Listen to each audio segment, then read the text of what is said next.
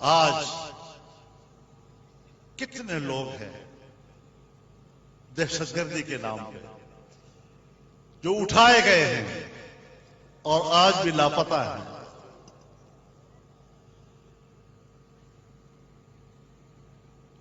کیا کسی ادارے کو یہ حق حاصل ہے کہ ایک پاکستانی شہری کو شک کی بنیاد پر یا اپنی خفیہ رپورٹ کی بنیاد پر اٹھا کر لے جائیں اور 12 سال 15 سال سے وہ آج بھی ناپید ہیں؟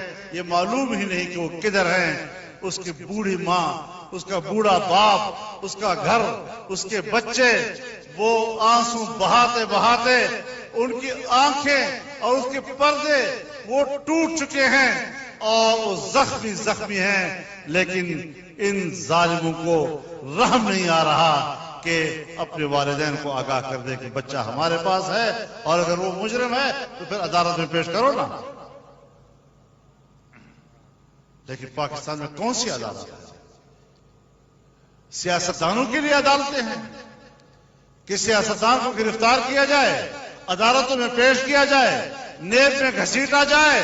کیا ان لاپتہ لوگوں کا یہ حق نہیں قانون کے مطابق، پاکستانی شہری کے مطابق، کہ آپ لائیں اور عدالت کے سامنے ان پر کھلا مقدمہ چلائیں تاکہ پھر دنیا بھی دیکھے کہ واقعی وہ دہشت گرد ہے یا دہشت گرد نہیں ہے. ورنہ پھر اگر ہماری ریاستی قوت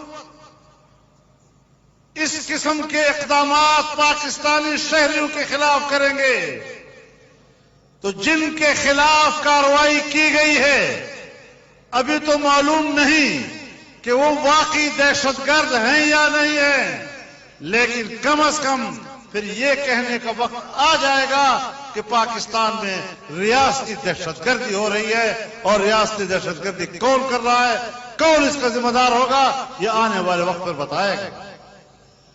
ایسے حالات کی طرف کیوں جایا جا رہا ہے؟